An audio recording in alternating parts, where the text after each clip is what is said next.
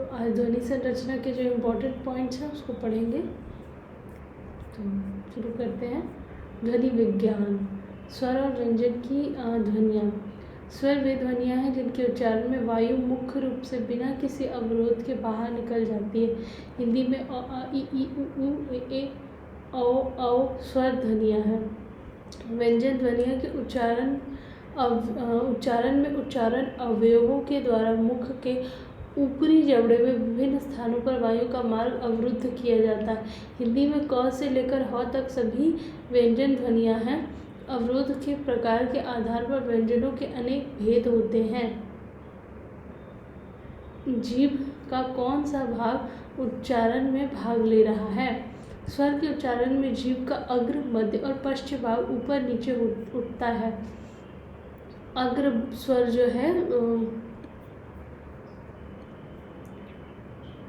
हिंदी की स्वर ध्वनियाँ और उनका वर्गीकरण में जो अग्र स्वर है उसके लिए ई, ए, अ, ए, इनके लिए जीभ का अग्र भाग उठता है।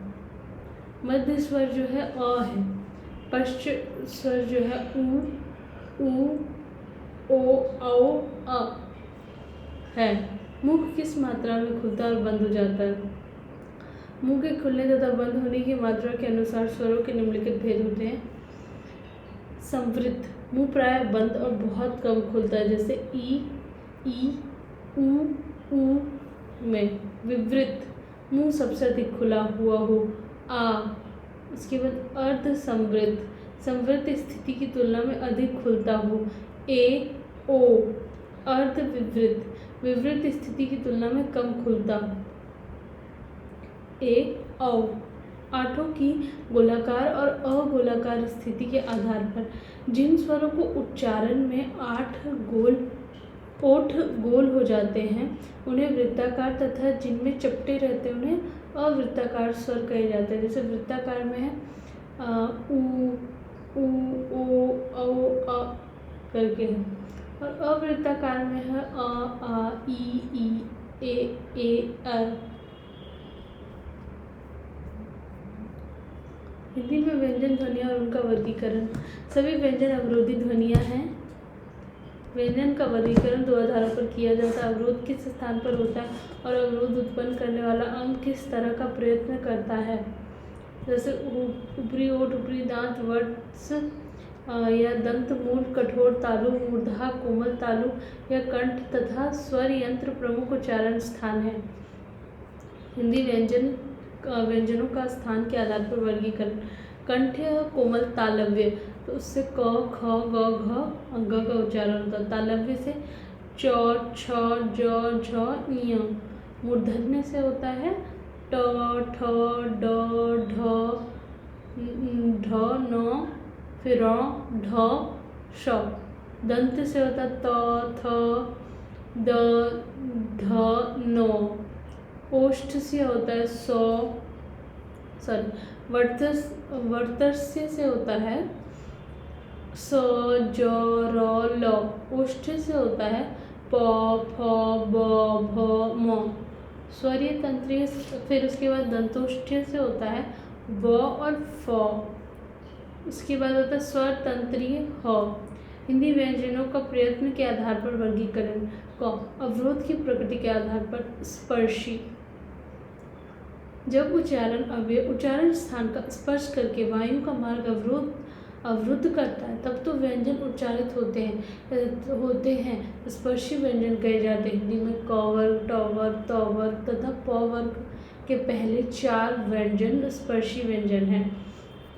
संघर्षी, तो जो संघर्षी होते हैं, कुछ व्यंजनों के उच्चारण में उच्चारण अवयव इतना ऊपर नहीं उठते कि वे उच्चारण स्थान का स्पर्श कर सके। वे उनके इतने निकट आ जाते हैं कि वायु दोनों के बीच से घर्षण करती हुई निकलती है। ऐसे व्यंजन संघर्षी व्यंजन कहे जाते हैं। हिंदी में स, श, श, ह तथा आगत व्यंजन ख, ग, ज तथा फ संघर्षी व्यंजन है। स्पर्श संघर्षी, जिन व्यंजनों के उच्चारण में स्पर्श तथा घर्षण दोनों प्रयत्न होते हैं। स्पर्शी घर्षण स्पर्शी घर्षण व्यंजन कहे जाते हैं। हाँ, संघर्षी व्यंजन कहे जाते हैं। उच्चारण अवयव उच्चारण स्थान को स्पर्श करने के बाद इतने निकट रह जाते हैं कि वायु घर्षण करती हुई बाहर निकलती है।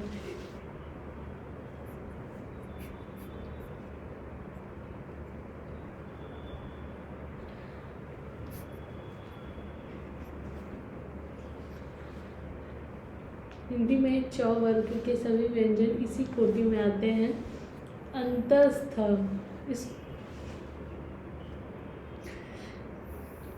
इस कोटि में अर्ध स्वर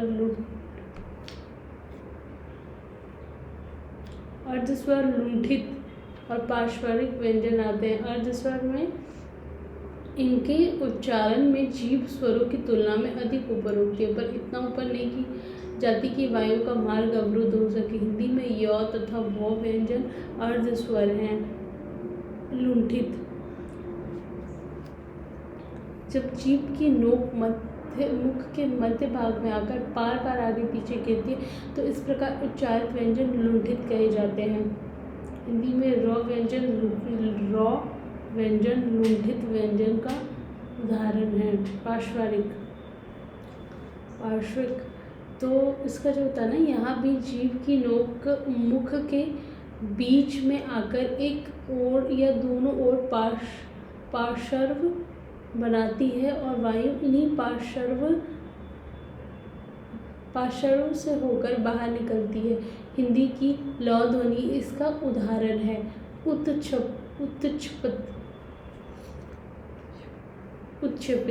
उत्क्षेपित व्यंजनों के उच्चारण में जीभ ऊपर उठकर पहले मूर्धा को स्पर्श करती और फिर तुरंत झटके से नीचे गिरती है। हिंदी के अण तथा ढ व्यंजन इसके उदाहरण हैं। स्वर तंत्रियों के कंपन के आधार पर तो इसमें क्या होता है कि सघोष और अघोष व्यंजन हम सबके गले में स्वर तंत्रियाँ होती हैं। जब फेफड़ों से निकलकर आने वाली वायु इनसे टकराती है तो ये झंकृत हो जाती है और इनमें कंपन उत्पन्न हो जाता है। कंपन के फलस्वरूप कभी ये परस्पर निकट आ जाती है तो कभी दूर हो जाती है। जिस समय ये निकट होती हैं उस समय इनकी झंकार की अनुगूंज भी मुख तक जाने वाली वायु में सम्मिलित हो जाती है। इस समय जो व्यंजन उच्चारित होते हैं उन्हें सघोष व्यंजन कहा जाता है। अघोष व्यंजनों में स्वर तंत्रियाँ परस्पर दूर रहती हैं, अतः उनकी अनुगूंज शामिल नहीं हो पाती। हिंदी में वर्ग के प्रथम दो व्यंजन अघोष हैं और शेष तीनों सघोष। तो अघोष में आते क, ख, च, छ, ट, ठ, त, थ, प, फ। सघोष में आते ग, घ, अंग, च, ण, च, छ, ज, झ, ञ, ड, ढ, न, द, ध, न, ब, भ, म। श्वास की मात्रा के आधार पर अल्प प्रांत तथा महाप्राण जिन व्यंजनों के उच्चारण में मुख से कम मात्रा में श्वास निकलती है अल्प प्राण तथा जिसमें अधिक मात्रा में निकलती है महाप्राण व्यंजन कहे जाते हैं। हिंदी में वर्ग के प्रथम तथा तृतीय अल्प प्राण तथा द्वितीय एवं चतुर्थ व्यंजन महाप्राण है।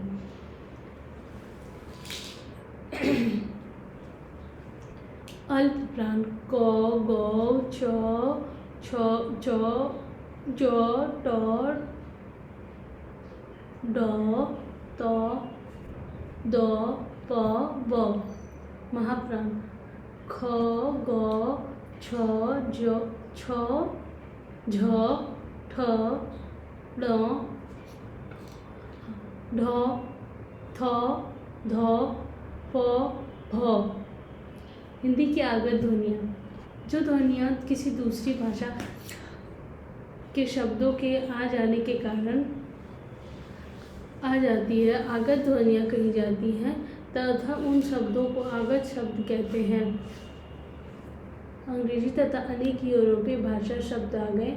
आज ये आगत शब्द हिंदी में इस कदर घुल मिल गए हैं कि किसी को यह एहसास नहीं होता है कि ये किसी दूसरी भाषा से आए हैं। हिंदी में इन आगत ध्वनियों के लिए नए वर्ण भी विकसित कर लिए गए हैं। ये इस प्रकार हैं जैसे आगत स्वर है ए, कैप, मैप, पेन आदि। ओ जैसे कॉफ़ी, टॉफ़ी, सॉप, बॉल। आगत व्यंजन, आगत व्यंजनों के लिए वर्णमाला में परंपरागत वर्णों के नीचे बिंदी लगाकर चिन्ह विकसित किए गए हैं। जैसे ये वर्ण है क, ख, नुक्ता जिसको बोलेंगे क, मतलब नुक्ता के साथ क, ख, ग, ज और फ। उसके बाद है कि जहाँ तक उच्चारण का प्रश्न है, प्राय हिंदी भाषी जो है ज, फ की तुलना में क, ख, ग और क, ख, ग का उच्चारण कम नहीं करता।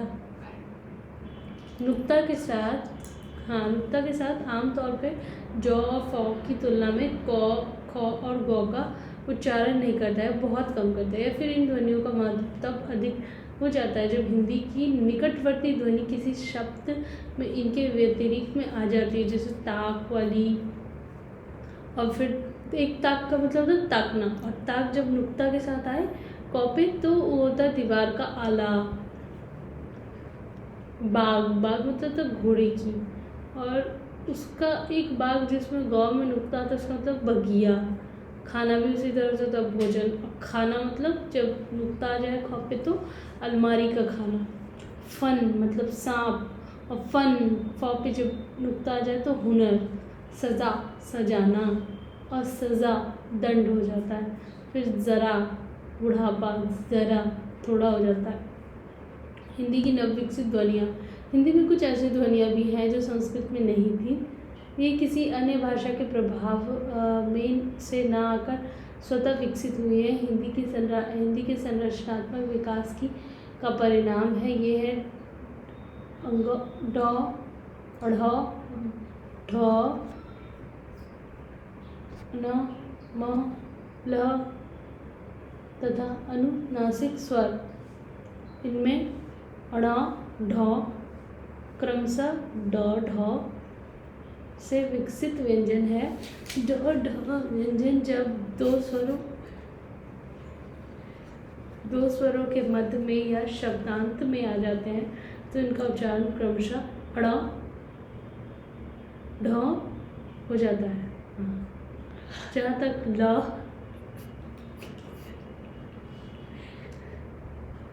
लह, मह, नह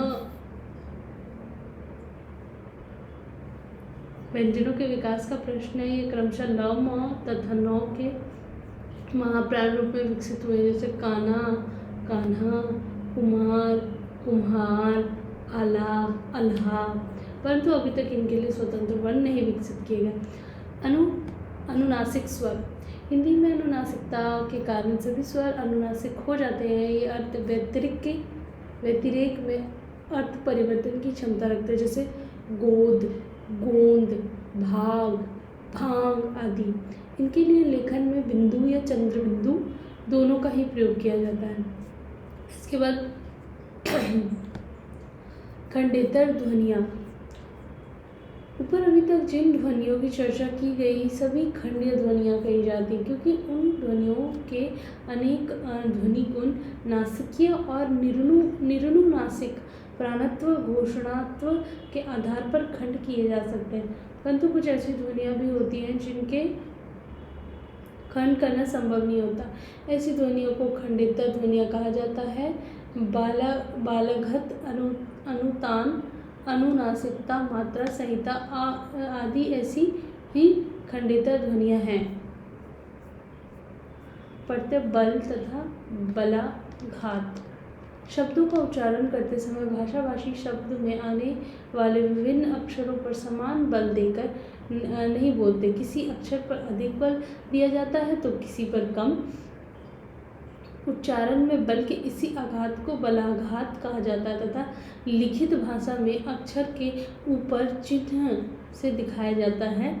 अंग्रेजी आदि अनेक भाषाओं में एक ही शब्द में बल परिवर्तन से शब्द का अर्थ बदल जाता है। उदाहरण के लिए बलाघात शब्द के प्रथम अक्षर पर होता है तो वह शब्द संज्ञा की कोटि में आ जाता है, और जब अंतिम अक्षर पर होता है तो वह शब्द क्रिया की कोटि में आ जाता है। हिंदी में बल परिवर्तन से शब्द का अर्थ तो नहीं बदलता, पर उच्चारण की स्वाभाविकता प्रभावित हो जाती है। उदाहरण के लिए छिपकली शब्द का उच्चारण हिंदी भाषाभाषी अंतिम अक्षर पर बल देकर करता है, छिपकली। लेकिन अज्ञानवश कोई अंतिम स्थान पर दूसरे अक्षर पर बल दे देता है, छिपकली, तो उसका उच्चारण अस्वाभाविक हो जाता है, लेकिन अर्थ में परिवर्तन नहीं होता। सुर, तान और अनुतान। जब भी हम बोलते हैं तो सदा एक ही लहजे में नहीं बोलते। शब्दों के उच्चारण में अक्सर उतार चढ़ाव आता रहता है। बोलने में आए इसी उतार चढ़ाव को सुर परिवर्तन कहा जाता है। सुर परिवर्तन से होने वाले उतार को अवरोह तथा चढ़ाव को आरोह कहा जाता है। अनेक भाषाओं में सुर के इन्हीं आरोह अवरोह के कारण शब्दों तथा वाक्यों के अर्थ बदल जाते हैं।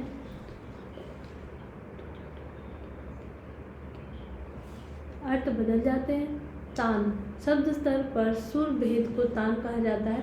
चीनी, जापानी, कोरियन आदि भाषाओं में सुर परिवर्तन से एक ही शब्द के भिन्न भिन्न अर्थ हो जाते हैं। जैसे चीनी भाषा में माँ शब्द जब अलग अलग सुरों के साथ बोला जाता है तब उसके क्रमशः माँ, गुड़ा, दोस्त, निकालना तथा पटुआ चार भिन्न अर्थ हो जाते हैं। सुर परिवर्तन के कारण जब किसी शब्द का अर्थ बदल जाता है तो उसे तान कहते हैं, और ऐसी भाषाएं तान भाषाएं कहलाती हैं। अनुतान। वाक्य स्तर पर सुर भेद को अनुतान की संज्ञा दी जाती है। हिंदी, अंग्रेजी भाषाओं आदि भाषाओं में सुर परिवर्तन से शब्द का अर्थ तो नहीं बदलता, पर वाक्य का अर्थ अवश्य बदल जाता है, और यह गुण संसार की सारी भाषाओं में परिलक्षित होता है। उदाहरण के लिए हिंदी में निम्नलिखित वाक्य अलग अलग सुरों में बोलने पर अलग अलग कर देते हैं। वह आ रहा है, सामान्य कथन है। वह आ रहा है, प्रश्न है। वह आ रहा है, आश्चर्य है। उसके बाद पढ़ते दीर्घता। मतलब इसी को मात्रा कहते हैं। जब किसी स्वर का उच्चारण कुछ दीर्घ समय तक किया जाता है तो वह स्वर दीर्घ कहलाता है, और इस दीर्घता के कारण शब्द का अर्थ बदल जाता है। हिंदी में अ, उ, ई 3 हार्श्व स्वर हैं। इनके दीर्घ रूपों को हम क्रमशः आ, उ और ई के रूप में लिखते हैं। हिंदी में दीर्घता के कारण भी शब्दों के अर्थ बदल जाते हैं, जैसे पल, पाल, चल, चाल, दिन, दीन। इसके बाद सुना, सूना। फिर अनुनासिकता। अ से लेकर औ तक हिंदी के सभी स्वर निर्नुनासिक हैं, लेकिन इनका उच्चारण करते समय यदि मुंह के साथ साथ नाक से भी वायु को बाहर निकालें तो ये सभी स्वर नासिक के हो जाते हैं। ऐसे स्वरों को ही अनुनासिक कहा जाता है। अनुनासिकता हिंदी संरचना के विकास का परिणाम है। चूँकि अनुनासिकता स्वर अपने निकटवर्ती निम्नुनासिक स्वरों के साथ व्यतिरेक में आकर शब्द का अर्थ बदल देता है, अतः हिंदी में अनुनासिकता एक महत्वपूर्ण खंडेतर ध्वनि है, जैसे सास, सास, सांस, गोद, गोंद, पूछ, पूछ, पूछ, है। अनुनासिकता को लिखित भाषा में बिंदु और चंद्रबिंदु दोनों से लिखा जाता है। संहिता या संगम। शब्दों का उच्चारण करते समय एक ही शब्द के बीच में आने वाली किन्हीं दो ध्वनियों के बीच यदि थोड़ी देर रुक कर उच्चारण किया जाए तो भी अनेक भाषाओं में शब्दों का अर्थ बदल जाता है। उदाहरण के लिए हिंदी में सिरका शब्द का उच्चारण करते समय यदि वक्ता सिर के बाद थोड़ा विराम देकर का उच्चारण करता है तो उस शब्द का अर्थ भिन्न हो जाता है। जैसे अचार के लिए सिरका ले जाना, तो इसमें सिरका होता है। और मेरे सिर का दर्द अब बंद है, तो ये इसका मतलब होता है सिर का मतलब माथे का। शब्द के बीच में किन्हीं दो ध्वनियों के बीच होने वाले क्षणिक विराम को ही संहिता या संगम कहा जाता है। संहिता को लेखन में प्लस चिन्ह से दिखाया जाता है, जैसे कंबल, कम प्लस बल, दोना, दो प्लस ना।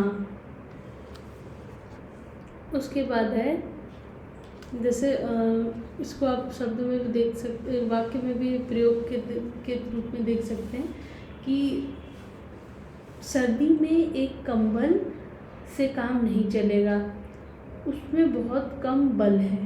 तो ये ध्वनि को जैसे ही आप रोकेंगे एक शब्द बोलने के बाद तो उसका मीनिंग दूसरा हो सकता है।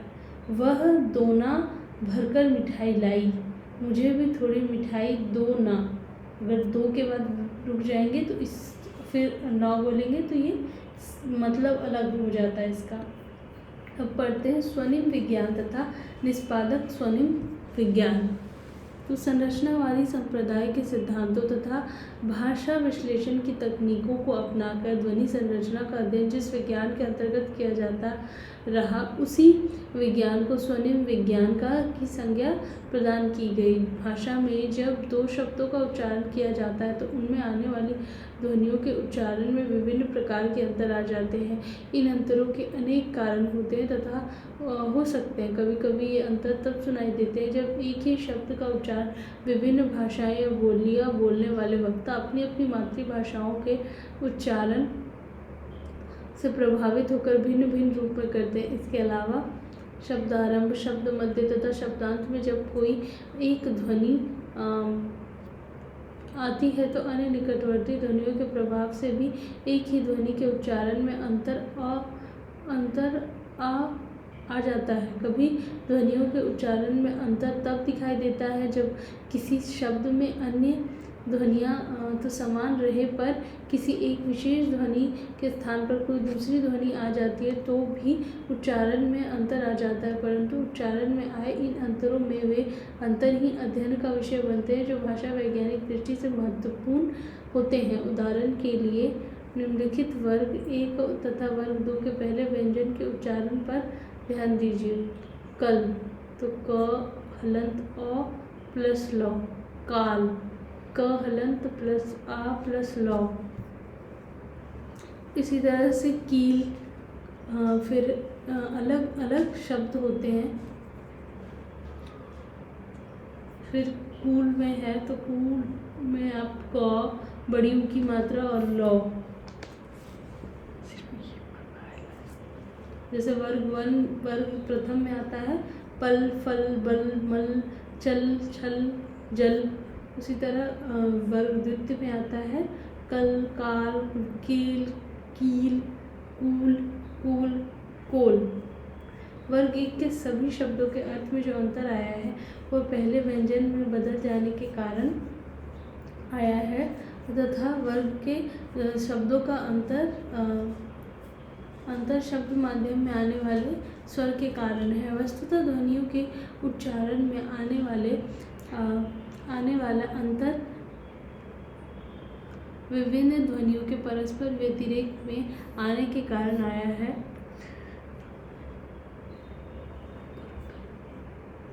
जो ध्वनियाँ समान वातावरण में परस्पर व्यतिरेक में आकर शब्द का अर्थ परिवर्तन कर देती हैं तो ऐसी ध्वनियों को स्वनिम कहा जाता है। लेकिन किसी एक स्वनिम का उच्चारण प्रत्येक स्थिति में एक जैसा होगा यह भी कोई आवश्यक नहीं है।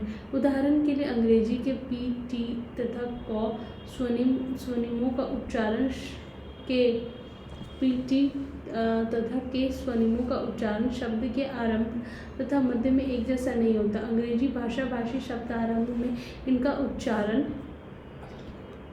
बदल जाता है। जैसे टी का टिन, टेन,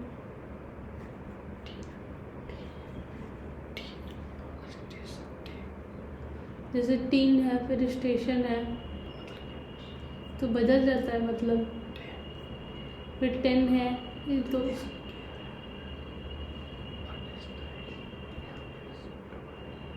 फिर यहाँ पे स्टाइल आ जाता है, टोका होता है।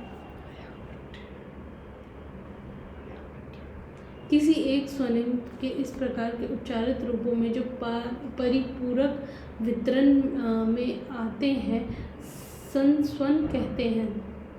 परिपूरक वितरण से तात्पर्य उस स्थिति से है जहाँ एक वातावरण में किसी स्वनिम का उच्चारित रूप आता है तो दूसरे में दूसरा रूप। स्वनिम विज्ञान के अंतर्गत किसी भाषा के विभिन्न स्वनिमों तथा उनके स्वस्वनों का अध्ययन किया जाता है। हिंदी में भी ड स्वनिम के 2 संस्वन मिलते हैं। ड, ड़ शब्द ड, ड़ शब्द के आरंभ में तथा व्यंजन गुच्छों में ड का उच्चारण किया जाता है तो शब्द माध्यम में दो स्वरों के बीच तथा शब्दांत में अड़ का उच्चारण होता है। जैसे ड से डर, डालिया, डबरू, और फिर अड़ से लड़का, घोड़ा, लड़की, जोड़ा, लकड़ी, जोड़ा, पेड़, मोड़। निष्पादक व्याकरण तथा स्वनिम विज्ञान।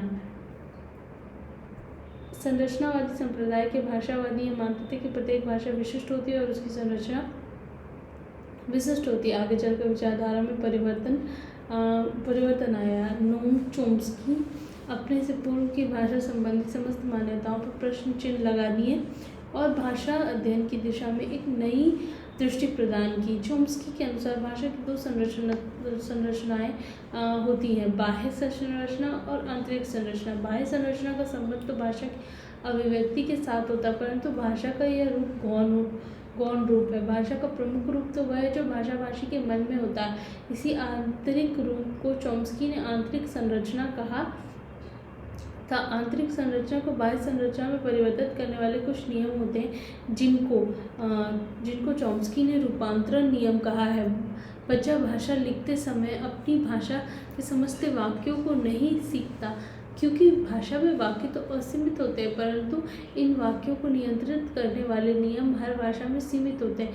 मानव शिशु में यह जन्मजात क्षमता होती है कि वह अभिव्यक्त भाषा में से इन नियमों को पकड़ लेता है। एक बार जब नियम सीख लेता है तो फिर इन्हीं नियमों के आधार पर उस भाषा के असीमित वाक्यों को उत्पन्न करता चला जाता है। इसलिए चोम्स्की के इस व्याकरण का नाम पड़ा रूपांतरण निष्पादक व्याकरण। इसके बाद आंतरिक संरचना को बाह्य संरचना में रूपांतरित करने वाले विभिन्न नियम एक साथ गुच्छ के रूप में तथा परस्पर एक निश्चित क्रम में ही कार्य करते हैं। उदाहरण के लिए, क्या मोहन बाजार नहीं जा रहा है? वाक्य की आंतरिक संरचना मोहन बाजार जा रहा है होगी तथा इस आंतरिक संरचना पर तीन नियम एक साथ लगेंगे। ये नियम है प्रश्नवाचक नियम, निषेधवाची नियम और है लोप संबंधी नियम। भाषा की आंतरिक संरचना या अमूर्त संरचना भाषा के प्रत्येक स्तर पर होगी, चाहे वह वाक्य संरचना का स्तर हो या शब्द के उच्चारण।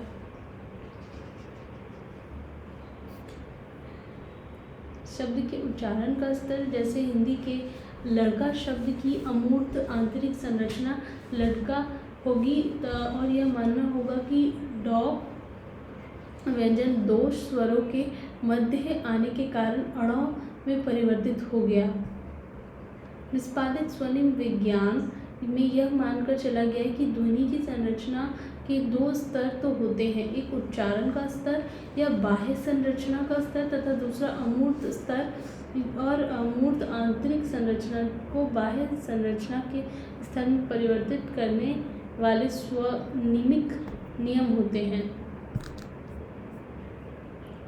आगे चलकर निष्पादक स्वनिम ध्वनि में स्वनिम की सत्ता को ही नकार दिया गया है। यह बात नहीं थी कि यहाँ स्वनिकीय तथा व्यवस्थित स्वनिकीय स्तर की संरचनाओं की तुलना में किसी अमूर्त स्तर को नकारे जाने की बात थी, बल्कि इस संप्रदाय के मानने वाले भाषाविदों के अनुसार स्वनिमिक स्तर से भी अधिक अमूर्त स्तर की संकल्पना की जानी आवश्यक थी, क्योंकि स्वनिमिक सार इतना अमूर्त नहीं होता जहाँ भाषा के सभी उच्चारण संबंधी भेदों को स्पष्ट किया जा सके। स्वनिमिक विश्लेषण में ऐसी स्थितियाँ भी आती हैं जब स्वनिमिक स्तर की अमूर्त संकल्पना उनको स्पष्ट कर पाने में असमर्थ होती है। आइए इस बात को अंग्रेजी के एक अन्य उदाहरण से समझते हैं। जैसे अंग्रेजी में दो शब्द होते हैं, इलेक्ट्रिक तथा इलेक्ट्रिसिटी की स्वनिमिक संरचनाएं होंगी इलेक्ट्रिक तथा इलेक्ट्रिसिटी। अंग्रेजी का इलेक्ट्रिसिटी शब्द वस्तुतः इलेक्ट्रिक शब्द में ITY प्रत्यय लगाकर बना है और इसकी संरचना से स्पष्ट होता है कि अंग्रेजी में I स्वर के पूर्व शब्दांत में आने वाले K का उच्चारण S के रूप में किया जाता है। इस स्थिति की तुलना उस स्थिति से की जाती है जहाँ अंग्रेजी में पिन शब्द की आरंभिक ध्वनि टी और तथा स्पिन शब्द की पी ध्वनि को अमूर्त स्वनिमिक स्तर पर एक ही ध्वनि पी के रूप में ग्रहण किया गया था। इस आधार पर हमें इलेक्ट्रिक शब्द के तथा इलेक्ट्रिसिटी शब्द के एस व्यंजन को अमूर्त स्तर पर एक मानना होगा। इस प्रकार की समस्याओं के समाधान के लिए निष्पादित स्वनिम विज्ञान ने एक ऐसे स्तर की संकल्पना की जो परंपरागत स्वनिमिक स्तर की तुलना में अधिक अमूर्त है। निष्पादित स्वनिम विज्ञान ने इस स्तर को व्यवस्थित स्वनिमिक स्तर की संज्ञा प्रदान की। परंपरागत स्वनिमिक स्तर से इसकी भिन्नता दिखाने के लिए निष्पादक स्वनिम विज्ञान के अनुयायियों ने इसे विवरणात्मक स्वनिमीय स्तर नाम से अभिहित किया, अर्थात जिस स्तर को परंपरागत स्वनिम विज्ञान में स्वनिमिक स्तर कहा गया था उसी स्तर को निष्पादक स्वनिम विज्ञान में अनुयायियों ने विवरणात्मक स्वनिमीय स्तर कहा। अतः निष्कर्ष के रूप में कह सकते हैं, संरचनावादी संप्रदाय से प्रभावित परंपरागत स्वनिम विज्ञान तथा निष्पादक स्वनिम विज्ञान दोनों ही स्वनिम संरचना के दो स्तर के दो स्वीकार किए गए हैं। रचना के दो स्तर के दो स्वीकार किए गए हैं। परंपरागत स्वनिम विज्ञान में स्वीकृत स्वनिमिक स्तर उतना अमूर्त नहीं होता जहाँ किसी भाषा के सभी उच्चारणात्मक अंतरों को स्पष्ट किया जा सके। अतः निष्पादक स्वनिम विज्ञान में स्वीकृत व्यवस्थित स्वनिमीय स्तर अधिक अमूर्त स्तर है। उसके बाद व्यवस्थित स्वनिमीय स्तर का संबंध मातृभाषी के मन में रहने वाले अमूर्त अभिव्यक्तियों के साथ होता है। इस आंतरिक अमूर्त स्तर की अभिव्यक्तियों को मूर्त स्वनिकीय स्तर की अभिव्यक्तियों में परिवर्तित करने वाले कुछ नियम भी होते हैं जिन्हें स्वनिमीय नियम कहा जाता है। फिर निष्पादक स्वनिम विज्ञान तथा प्रभेदक अभिलक्षण। संरचनात्मक भाषा वैज्ञानिकों ने स्वनिम को एक अविभाज्य इकाई के रूप में परिभाषित किया था। उनके अनुसार स्वनिम एक ऐसी इकाई है जिसके खंड नहीं किए जा सकते, परंतु निष्पादित स्वनिम विज्ञान ने स्वनिम की सत्ता को ही नकार दिया, क्योंकि स्वनिमिक स्तर उतना अमूर्त नहीं है जितना कि स्वनिमिक संरचनाओं के विश्लेषण के लिए अपेक्षित है। साथ ही किसी भी स्वनिम या ध्वनि को अविभाज्य भी नहीं माना जा सकता। उदाहरण के लिए हिंदी में प, फ, ब, भ व्यंजनों में यदि अंतर दिखाना हो तो हम एक ध्वनि का दूसरी ध्वनि से अंतर उसके विभिन्न अभिलक्षणों के आधार पर ही करते हैं। स्वनिमिक नियम तथा उनकी लेखन विधि। अमूर्त आंतरिक स्वनिमिक अभिव्यक्ति को उच्चारण स्तर की अभिव्यक्ति में परिवर्तित करने वाले प्रत्येक भाषा में कुछ नियम होते हैं जिन्हें स्वनिमिक नियम कहा जाता है। स्वनिमिक नियम वास्तव में वे परिवर्तन हैं जो किसी शब्द में उच्चारण स्तर पर विभिन्न ध्वनियों के एक दूसरे पर पड़ने वाले प्रभाव के कारण उत्पन्न होते हैं। स्वनिमिक नियमों को भाषा में विस्तार से न लिखकर संक्षेप में सूत्र रूप में लिखा जाता है।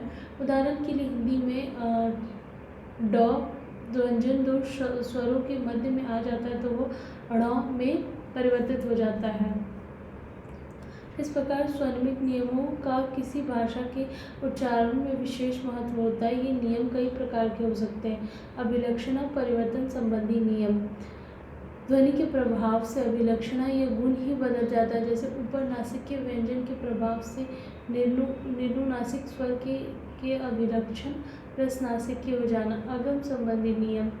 नई ध्वनि का आगम हो जाता है भले ही उसकी अमूर्त संरचना में वह ध्वनि न हो। जैसे हिंदी में स्नान, स्थान आदि शब्दों में उच्चारण के स्तर पर आरंभ में ई अथवा अ स्वर का आगम हो जाता है। मातृभाषी प्राय इनका उच्चारण स्नान, अस्नान या फिर स्थान, अस्थान के रूप में करते पाए जाते हैं।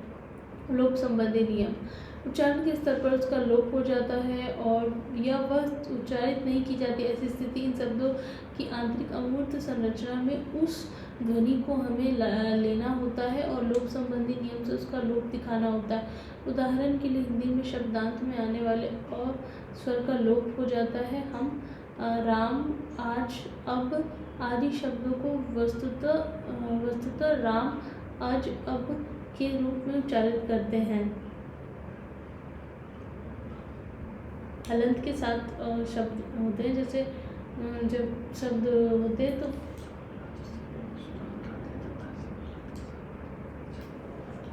क्रम परिवर्तन संबंधी नियम। कभी शब्दों में उच्चारण के स्तर पर ध्वनियों का परस्पर क्रम परिवर्तन भी हो जाता है। जैसे हिंदी में वाराणसी तथा बनारस शब्दों में रा तथा नासिक के व्यंजन का क्रम परिवर्तन हो गया है। इसी प्रकार लखनऊ शब्द का उच्चारण कुछ लोग नखलऊ के रूप में करते पाए जाते हैं, जहाँ नौ तथा लौ व्यंजनों में क्रम परिवर्तन हो जाता है। संधि के नियम। जब किसी शब्द में स्वरों और व्यंजनों के उच्चारण में अनेक प्रकार के परिवर्तन संधि के कारण होते हैं, तो ऐसे नियम संधि संबंधी नियम कहलाते हैं। जैसे हिंदी में रमा प्लस ईश रमेश हो जाता है और विद्या प्लस आलय विद्यालय। हिंदी की स्वनिमित समस्याएं और लोप की समस्या। हिंदी की ध्वनि व्यवस्था का एक प्रमुख नियम है अलोप का नियम। अनंत्य अलोप की स्थिति। निम्नलिखित शब्दों की वर्तनी पर ध्यान दीजिए। पाठक, लेख, तड़प, मन, रोग, सफल। इन सभी शब्दों की वर्तनी में यद्यपि शब्द के अंत में अ स्वर मौजूद है, परंतु उच्चारण के स्तर पर हिंदी भाषा भाषी इन सभी शब्दों के उच्चारण में अ स्वर का लोप कर देते हैं। जैसे पाठक, तो इसमें अ स्वर का जो लास्ट में लोप हो जाता है। उसके बाद लेख में तड़प, मन, रोग, सफल आदि के रूप में उच्चारण करता है।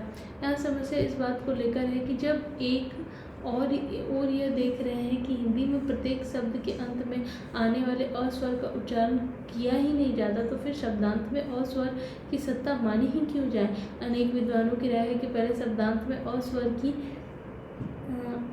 की सत्ता स्वीकार करना और फिर किसी नियम से उसका लोप दिखाना तर्कसंगत नहीं है। वस्तुतः यह समस्या इस बात को लेकर है कि लेख, पाठ, रोग, मन आदि शब्द अपने स्वनिमित रूप में व्यंजनागत हैं अथवा स्वरांत। अगर यह मान लें कि सभी शब्द व्यंजनागत हैं, तब तो अंतिम अ स्वर की वहाँ सत्ता होने का प्रश्न ही नहीं उठता।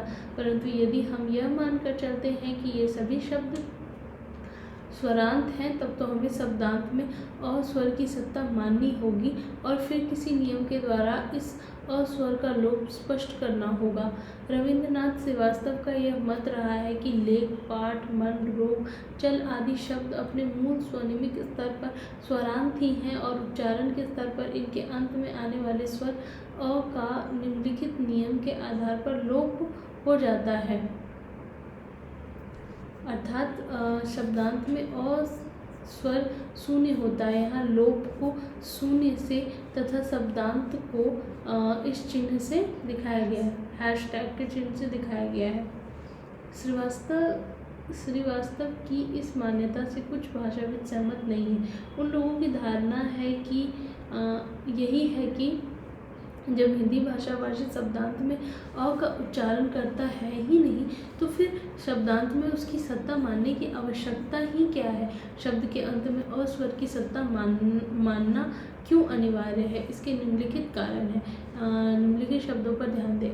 कारण एक, वर्ग प्रथम में क ख 2 कॉलम है, जिसमें लेख और लेखक, पाठ और पाठक। वर्ग द्वितीय में जैसे लेख, लेखन, उसके बाद पाठ, पाठन। उसी तरह वर्ग तृतीय में जल से जलज और नीर से नीरज। जो विद्वान ये मानते हैं कि पाठ, लेख तथा जल आदि शब्द स्वरांत हैं, उनके लिए तो प्रत्यय निश्चित ही प्लस क और प्लस नौ तथा प्लस जौ होंगे। परंतु जो लोग मूल शब्दों को व्यंजनात् मानते हैं, अर्थात उनके अंत में अ स्वर की सत्ता नहीं मानना चाहते, तो उनके लिए प्रत्यय का स्वरूप जो होगा वो प्लस अ क अन और तथा अज होगा। यदि हम स्वीकार कर लेंगे कि प्रत्यय का स्वनिमिक विवरण क्रमशः अक अन और प्लस अज है, तब निम्नलिखित शब्दों की रचना को हम किस प्रकार स्पष्ट करेंगे। जैसे वारी जो है वरिज, मंजू का मंजुल, अर्थात यहाँ भी उपयुक्त तर्क के आधार पर अज और अल प्रत्यय मानना होगा और तब हमें वारिज से वारिज तथा मंजुल से मंजुल शब्द मिलेंगे, वारिज तथा मंजुल नहीं। इन शब्दों में तब हमें वारिज और मंजुल शब्द बनाने होंगे और फिर किसी नियम से अ का लोप दिखाना होगा जो एक प्रकार से अवैज्ञानिक होगा। इस समस्या का समाधान यही है कि हम यहाँ यह माने कि हिंदी के सभी शब्द स्वरांत हैं, अर्थात शब्द की मूल आंतरिक संरचना में एक अ विद्यमान है और उच्चारण के स्तर पर इसका लोप कर दिया जाता है। कारण दूसरा, शब्द के अंत में अ स्वर की सत्ता स्वीकार करने के अन्य कारणों में सबसे महत्वपूर्ण कारण है हिंदी की अपनी ध्वनि व्यवस्था। हिंदी के अनुसार सदैव स्वर के बाद आता है और उसके बाद की ध्वनि या तो कोई हिंदी में अनुसार सदैव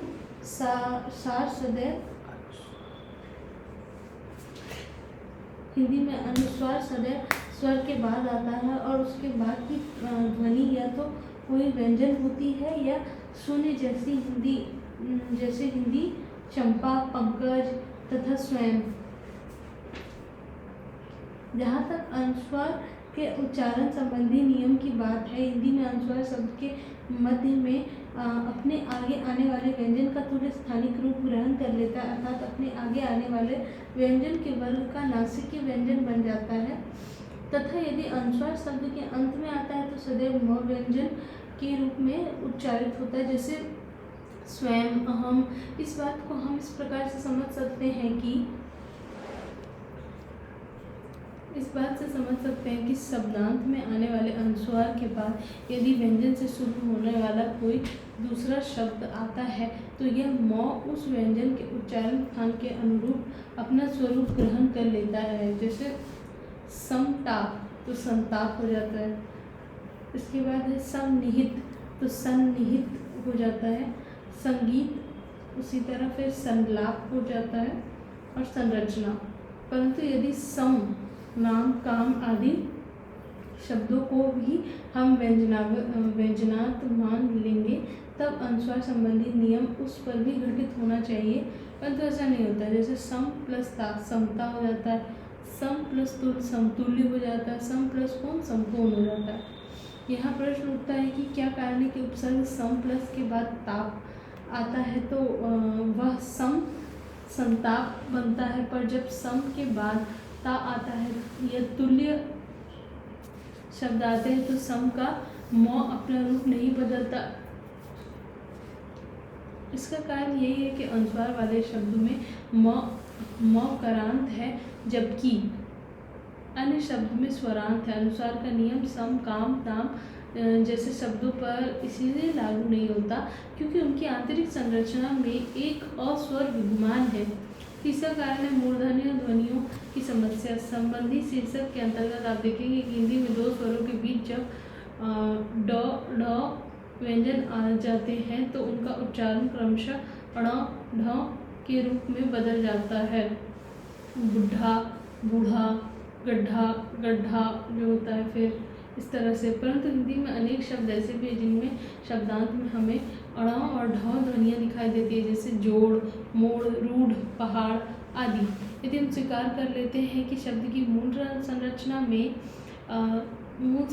में तो केवल ढ व्यंजनों की सत्ता है और ढ में उनका परिवर्तन दो स्वरों के मध्य में उठने के कारण होता है, तब हमें हिंदी के सभी शब्दों का स्वरांत मानना होगा और जोड़, रूढ़ आदि शब्दों की व्युत्पत्ति इस प्रकार दिखानी होगी, जैसे जोड़ और मोड़ और रूढ़ का यहाँ पे लिखा हुआ है।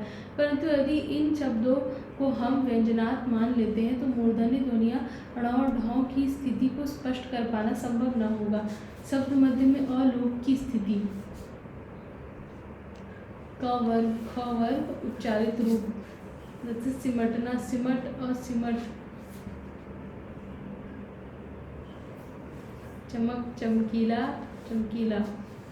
बनारस, बनारसी, बनारसी जैसे शब्द। फिर ये कुछ सिंबल दिए गए हैं, इसे आप पढ़ सकते हैं। अर्थात हिंदी के शब्दों के में मध्य में आने वाले उस अ का लोप कर लिया जाता है जिसके पूर्व एक स्वर तथा व्यंजन हो तथा उसके बाद में व्यंजन तथा दीर्घ स्वर हो। यह नियम शब्द के पहले अक्षर पर लागू नहीं होगा, अर्थात यह तभी अभी, नदी, गली, परी आदि शब्दों के पहले अक्षर में आने वाले अ स्वर का उच्चारण में कभी लोप नहीं होगा, क्योंकि नदी या गली शब्दों की संरचना तथा इन शब्दों में अ स्वर के पूर्व केवल एक व्यंजन आ रहा है, जबकि नियम के अनुसार व्यंजन के पूर्व एक स्वर भी होना आवश्यक है। यह भी ध्यान रखिए कि यदि अ स्वर के पूर्व एक से अधिक व्यंजन है तब भी यह नियम लागू नहीं होगा। इस प्रकार अ स्वर के बाद भी यदि एक से अधिक व्यंजन आ जाता है तब भी अ स्वर का लोप नहीं होगा।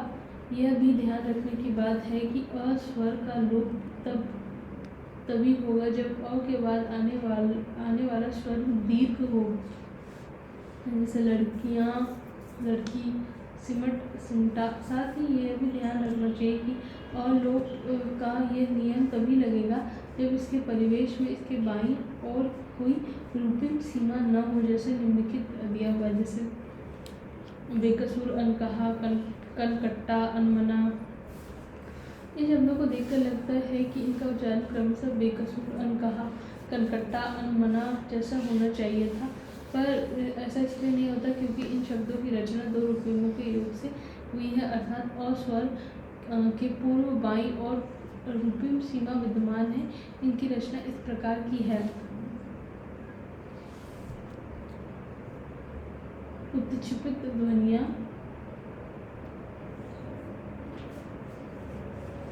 ड, ढ की समस्या। हिंदी में ट वर्ग की सभी ध्वनियाँ ट, ठ, ड, ढ, ण, ण, ढ मूर्धन्य ध्वनियाँ हैं। इनमें ट, ड, ढ, ण स्पर्शी हैं तथा ण, ढ उत्क्षेपित। विद्वानों के बीच विवाद इस बात को लेकर रहा है कि हिंदी में ण और ढ व्यंजनों को स्वतंत्र स्वनिम माना जाए। निष्पादित स्वनिम वैज्ञानिक दृष्टि। इस समस्या को बड़े ही वैज्ञानिक ढंग से विश्लेषित करने का प्रमुख श्रेय प्रोफेसर श्रीवास्तव को ही जाता है। यह माना गया कि मूलतः हिंदी में ढ व्यंजनों को ही शब्द की मूल संरचना में स्थान है। ये व्यंजन जब भी कभी दो स्वरों के मध्य आ जाते हैं, उच्चारण के स्तर पर ड का उच्चारण ड़ और ढ का उच्चारण ढ हो जाता है। वर्ग, बुढ़ा, गड्ढा, ढाई। अर्थात ढ व्यंजन या तो शब्द के आरंभ में आ रहा है या संयुक्त व्यंजन के रूप में। जब भी वह दो स्वरों के मध्य आ जाता है तो उसका उच्चारण क्रमशः ढ़ हो जाता है। यही बात शब्द विकल्प के अनुसार अनुनासिक की स्थिति में भी देखी जा सकती है। इसके बाद वस्तुतः देखा जाए तो एक ही मूल शब्द के दो रूप हैं जिनका प्रयोग विकल्पवत होता है। जहाँ अनुस्वार के रूप में प्रयोग है वहाँ न ड के रूप में वह उच्चारित होता है, पर जहाँ जैसे ही अनुनासिकता की स्थिति बनती है तो दो स्वरों के बीच आ जाने के कारण उसका उच्चारण ड हो जाता है। इसके बाद नासिकीय ध्वनियों की समस्या। इन ध्वनियों के उच्चारण में वायु मुख के साथ साथ नासिका के मार्ग से भी निकलती है। इस दृष्टि से स्वर ध्वनियाँ भी नासिकीय हो सकती हैं और व्यंजन भी। हिंदी में सभी पंचवर्गीय व्यंजनों के अंतिम व्यंजन ड, न, नौ नौ तथा मौ नासिक के व्यंजन हैं और अ से लेकर अ तक के सभी स्वरों का उच्चारण भी नासिका से वायु को बाहर निकालकर किया जा सकता है। म और न व्यंजनों के महाप्राण रूप। हिंदी ध्वनियों के विकास क्रम में आज हिंदी में म न ध्वनियाँ के महाप्राण रूप मह नह भी विकसित हो गए हैं, जैसे कन्हाई, कुम्हार, तुम्हें आदि। कुछ स्थितियों में चूंकि इनके व्यतिरेकी युग्म भी मिल जाते हैं, अतः मह नह को स्वतंत्र स्वनिम मानने की बात भी की जाने लगी है। जैसे कुमार का कुम्हार, कान का कान्हा। अपने परवर्ती व्यंजन के वर्ग के नासिक के व्यंजन का रूप ग्रहण कर लेता है। जैसे पंकज अलग अलग जैसे लिख दिया जाता है, गंगा का, पंजाब का। अंतरारूपिमक स्थिति अर्थात किसी एक ही रूपिम के अंतर्गत, जैसे पंकज का, चंपा का। अंतरूपमिकी स्थिति जैसे आप संतोष का देख सकते हैं, संकट का देख सकते हैं। क वर्ग के शब्दों चमका, संकी, जानकी के उच्चारणात्मक रूपों को ये विद्वान चमका, संकी, जानकी मान लेते हैं तथा वर्ग ख के उदाहरणों के आधार पर वे कहना चाहते हैं कि व्यंजन पूर्व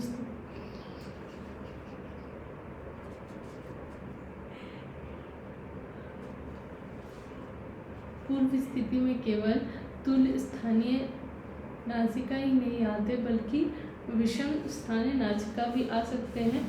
अतः अनुस्वार का वितरण केवल वी से सी तक नहीं माना जा सकता। समाधान वस्तुतः इन विद्वानों की कठिनाई यही है कि ये शब्द भी वाय संरचना या उसके उच्चारणात्मक रूप तक ही अपने को सीमित किए रखना चाहते हैं। उपयुक्त वर्ग क के शब्दों के बारे में हम कह सकते हैं कि इन शब्दों की मूल संरचना चमका, संकी या जानकी नहीं है, बल्कि चमका। तोड़ के आप इसका विन्यास देख सकते हैं, संकी तथा जानकी, और मध्य और लोक के माध्यम के आधार पर मध्य के अ का लोप हो गया है। स्पष्ट है कि इन सभी शब्दों की मूल संरचना में नासिक व्यंजन और उसके परिवर्ती व्यंजन के बीच एक अ की सत्ता है। यह तथ्य इस आधार पर प्रमाणित किया जा सकता है कि जिन शब्दों से ये शब्द बने हैं उन सबकी मूल संरचना में अ विद्यमान था, जैसे चमक, सनक। यदि इन शब्दों की मूल संरचना में अ की सत्ता मानी जाएगी तो निश्चय ही इन शब्दों को हम चंगा, रंका और जगन्य के समकक्ष नहीं रख सकते, जिनमें अनुस्वार तथा परिवर्ती व्यंजन के बीच कोई भी स्वर नहीं आ रहा। अनुनासिकता स्वरों का गुण है।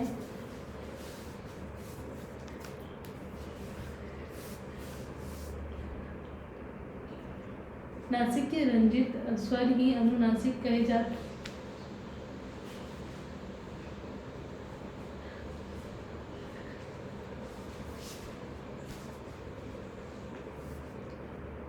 हिंदी में सभी मौखिक स्वर अनुनासिक हो सकते हैं, ठीक है।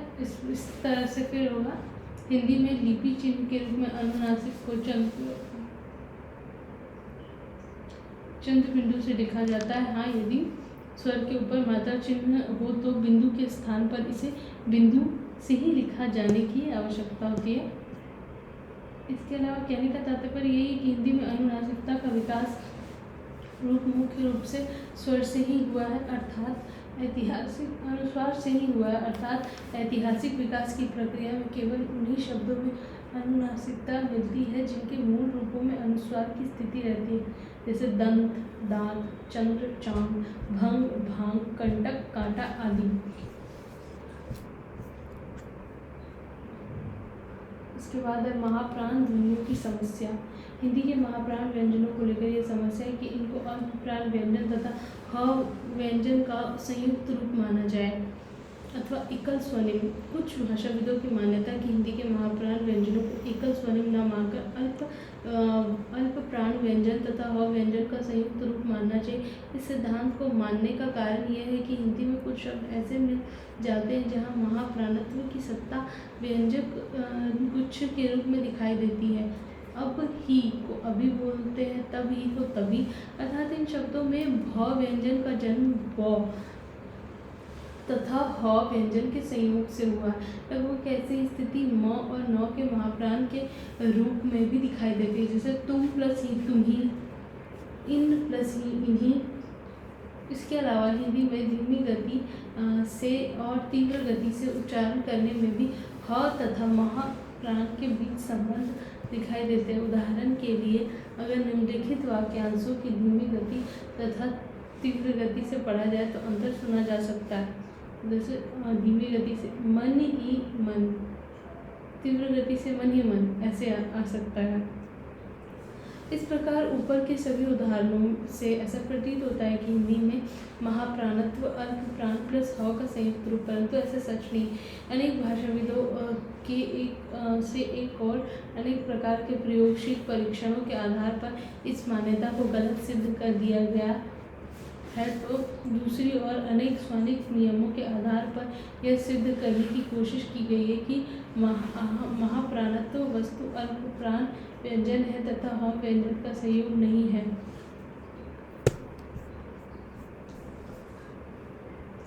महाप्राण व्यंजन तथा अलोप का नियम।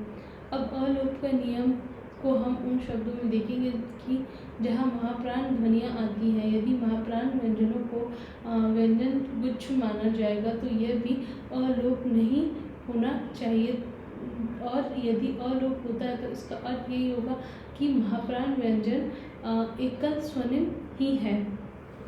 जैसे कथन को देख सकते हैं, शब्द विन्यास with कथनी का जो पूरा शब्द विन्यास है।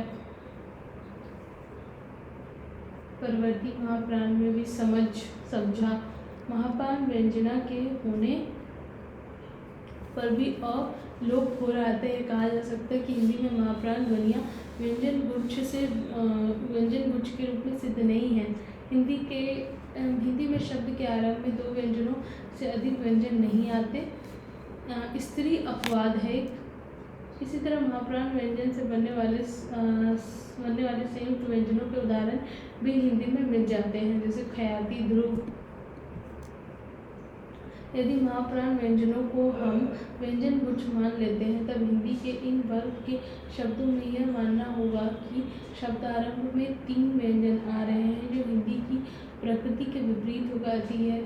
अतः यह मानना अधिक संगत है कि हिंदी में महाप्राण व्यंजन एकल स्वनिम है। इसके अलावा हिंदी में क्रिया धातुओं के अंत में न के पूर्व कभी भी व्यंजन गुच्छ नहीं आते, केवल एकल व्यंजन ही आते हैं, जैसे करना, चलना, जाना, देना, देना आदि। इसी तरह न के पूर्व केवल अल्प प्राण व्यंजन ही नहीं, महाप्राण व्यंजन भी आ सकते हैं, जैसे देखना, रखना, पढ़ना, बैठना आदि।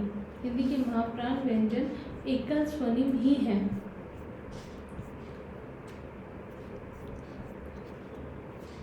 इसके आगे अब पढ़ेंगे रूप, शब्द और पद।